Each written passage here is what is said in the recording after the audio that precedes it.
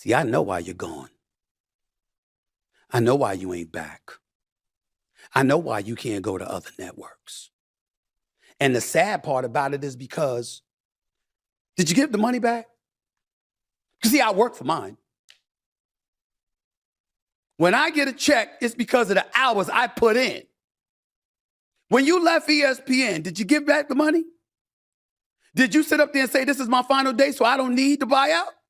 Or did you take that money and live off of it for years without working? What you do? Because this person is trifling. So everybody was waiting on Stephen A. Smith's clapback after Michelle Beadle said that she was preying on his downfall. And she didn't like him. She hated working with him. She didn't want to sit on the set with him, right? And she started throwing around accusations and things that he actually didn't say, trying to reverse the words that he actually said in regards to Ray Rice when they got him in trouble. Now, I'm not a Stephen A. Snitch fan by no means, right?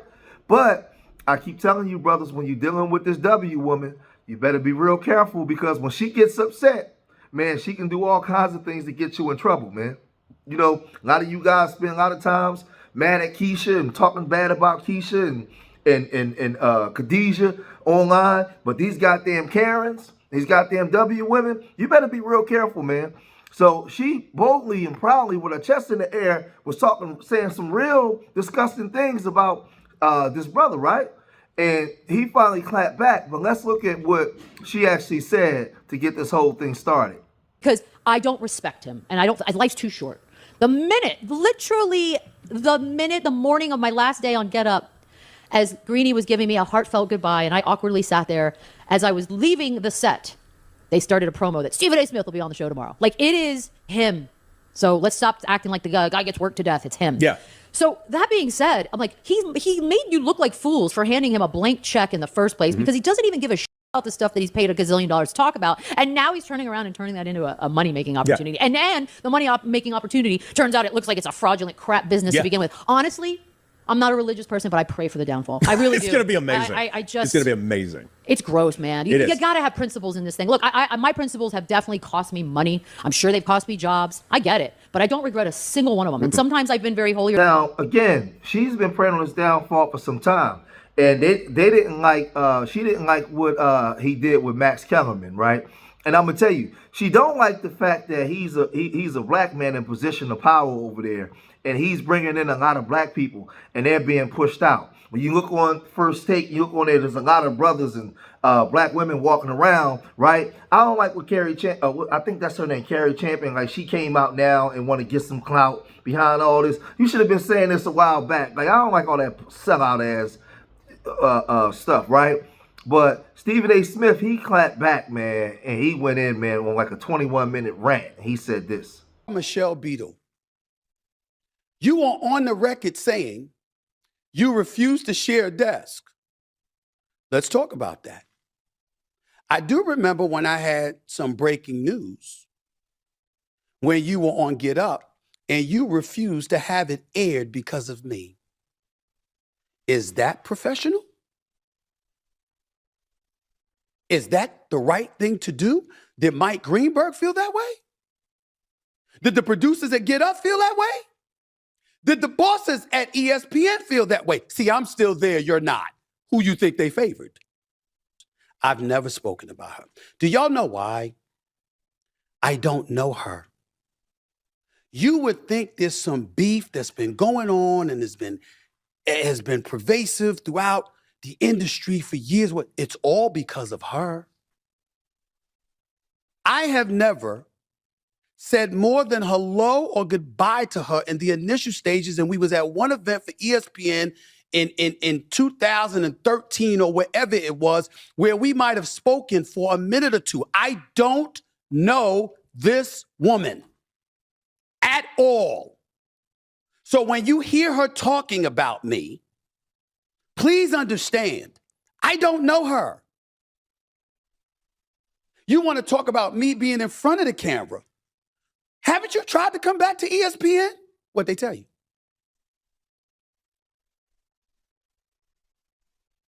Clearly it ain't yes, because you ain't there.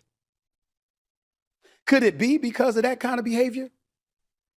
Because Cody Decker, if you're listening, since you work next to this woman was damn good at her job. She'll never say that about me. No problem. Everyone else does, and my paycheck shows it. You continue to live in your world. I'll live in mine. But I'm a fair-minded individual. She was pretty good at her job. So why are you stuck with a podcast with 2,500 subscribers on Instagram? What happened to ESPN? What happened to NBC? FS1 want you? CBS want you? Where you at? What you doing? You're at FanDuel. By the way, your boss is Norby Williamson, our former boss at ESPN, who had something to do with you being gone. Hey, Norby, how you doing, my man? Miss you, bro. Dinner on you sometime soon, my man. Yes, Michelle Beadle, I know your boss. I know him well. See, I know why you're gone. I know why you ain't back. I know why you can't go to other networks. And the sad part about it is because it's all because of that stink-ass attitude. Evil. You pray for my downfall? First of all, congratulations. Because I didn't know you prayed. Did you tell them what happened, Michelle? Did you tell them that once you learned the news, you went Hollywood Reporter, it's embarrassing, and all of this other stuff? Did you tell them all of that? I just want to know, did you tell them? Because you see, these things are important. I want to know if you were open and honest. Did you tell your audience what you did? You went on the air, not just talking about me, talking shit about SiriusXM. You had a contract that was still due for months for you to be on the air. And they told you to get the hell off the air now because of how rude and disrespectful you are. Did you give the money back? Because see, I work for mine. When I get a check, it's because of the hours I put in. When you left ESPN, did you give back the money? Did you sit up there and say, this is my final day, so I don't need to buy out? Or did you take that money and live off of it for years without working?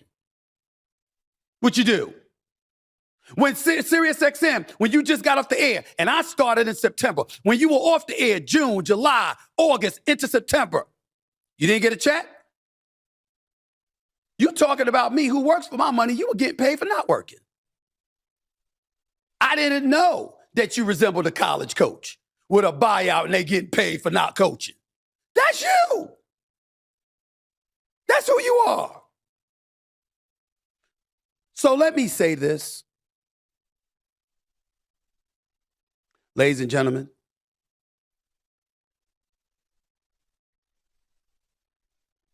I in no way have any desire to ever talk about this woman again in my life. Almost like I did before with that other dude that was clapping at me for years before I finally said something. I felt it necessary to say something today just to make the point. Enough's enough. So Stephen A. Smith, he went on like a 30-minute rant. He was going in. And you could tell this woman is a very nasty, belligerent, disrespectful woman, right? You could just look at her and tell, right? And her trying to go after Stephen A. Smith, what she tried to do was cater to the audience of people that don't like Stephen A. Smith. Because she know that a lot of black people don't like him as well. But she messed up when she said, I'm praying for his downfall.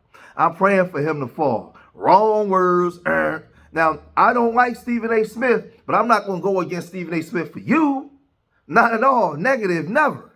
Right? Not for you. Right? She tried to blame Rachel Nichols at one time for her getting fired. She tried to blame LeBron James. It was his fault.